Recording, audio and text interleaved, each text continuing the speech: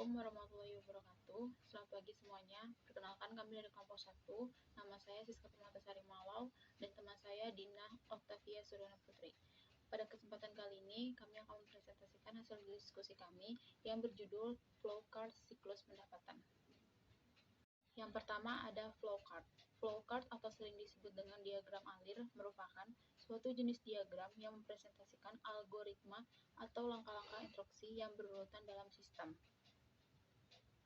Selanjutnya, tujuan flowchart. Tujuan flowchart adalah untuk menggambarkan suatu tahapan masalah secara sederhana, terurai, rapi, dan jelas. Dapat menggunakan simbol-simbol yang standar. Selanjutnya, ada tujuan khusus dari flowchart. Tujuan khusus flowchart ada 5. Yang pertama, merancang proyek baru. Yang kedua, memodelkan proses bisnis. Yang ketiga, mengelola alur kerja. Yang keempat, mendokumentasikan setiap proses. Dan yang terakhir, mengaudit proses. Kedua, siklus pendapatan. Siklus pendapatan merupakan suatu rangkaian aktivitas bisnis dan kegiatan pemrosesan informasi terkait yang terus berulang dengan menyediakan barang dan jasa ke para pelanggan dan menagih kas sebagai pembayaran dan penjualan-penjualan tersebut. Selanjutnya ada tujuan siklus pendapatan. Tujuan siklus pendapatan ada 6. Yang pertama, mencatat permintaan penjualan secara tepat dan akurat. Yang kedua, mencatat dan mengklarifikasikan penerimaan kas secara tepat dan akurat. Yang ketiga, membukukan penjualan dan penerimaan kas ke akun konsumen dengan tepat. Yang keempat, memverifikasikan kelayakan kredit konsumen. Yang kelima, memberikan barang dan jasa pada waktu yang tepat dan cara yang benar.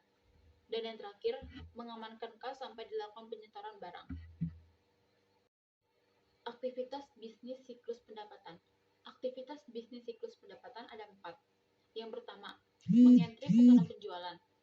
Siklus pendapatan dimulai dari penerima pesanan dari para pelanggan. Departemen bagian pemesanan penjualan melakukan proses memasukkan pesanan penjualan. Tahap-tahap proses memasukkan pesanan penjualan ada 4. Yang pertama, mengambil pesanan pelanggan. Yang kedua, persetujuan kredit. Yang ketiga, memeriksa ketersediaan-persediaan. Dan yang terakhir, menjawab permintaan pelanggan. Yang kedua ada pengiriman barang. Terdiri dari yang pertama, ambil dan pak pesanan. Kartu pengambilan barang yang dicetak sesuai dengan entry pesanan penjualan akan memicu proses pengambilan dan pengepakan. Yang kedua, kirim pesanan. Departemen pengiriman membandingkan persetujuan fisik persediaan dengan jumlah yang ditunjukkan dalam kartu pengambilan barang dan dengan jumlah yang ditunjukkan dalam salinan pesanan penjualan yang dikirim secara langsung ke bagian pengiriman dari entry pesanan penjualan. Yang ketiga, penagihan dan piutang-usahaan. Penagihan.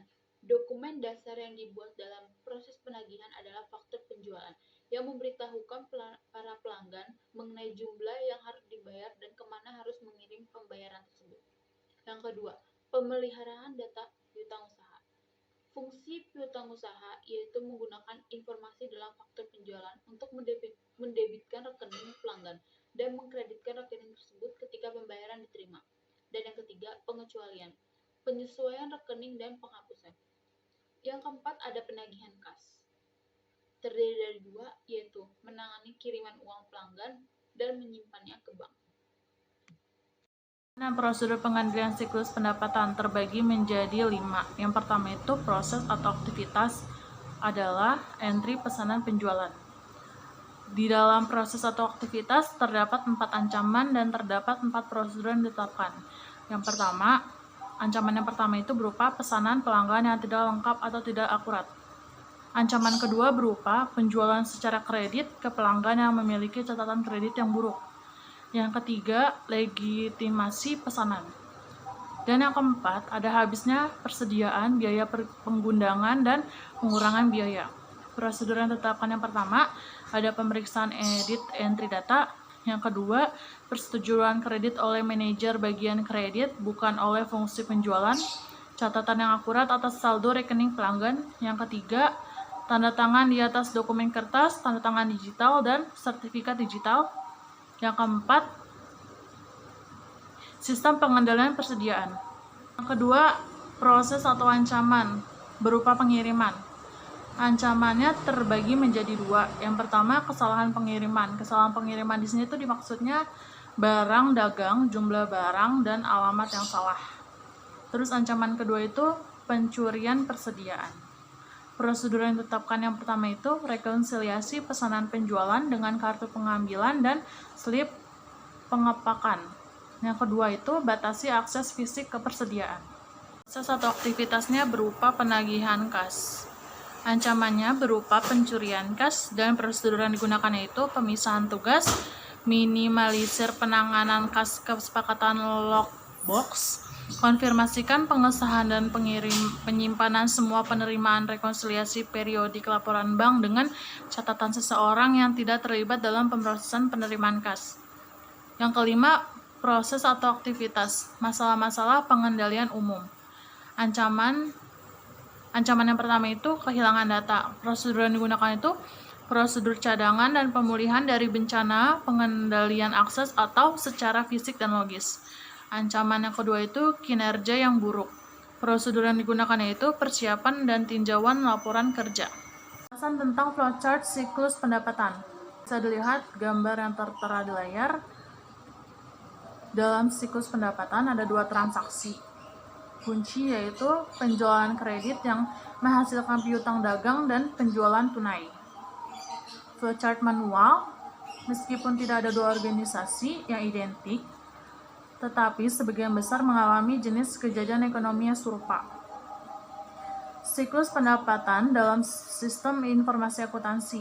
Yang pertama itu pelanggan memesan ke bagian penjualan berupa permintaan barang dalam bentuk dokumen. Yang kedua, bagian penjualan menerima produk pemesanan dan membuat nota penjualan secara manual atau tidak menggunakan komputer. Yang ketiga, nota penjualan dibuat dalam dua rangkap. Rangkap pertama untuk pelanggan dan rangkap yang satunya untuk kasir. Yang keempat, pelanggan membayar ke kasir berupa uang tunai. Yang kelima, kasir membayar ke jurnal penerimaan kas secara manual. Yang keenam itu kasir menyetor uang ke bank dan menerima slip setoran bank. Dan terakhir, jurnal penerimaan kas yang dikirim oleh kasir ke bagian buku besar akan dijumlah dan dipotong ke buku besar. Presentasi yang dapat kami sampaikan, kurang lebihnya mohon maaf. Wassalamualaikum warahmatullahi wabarakatuh.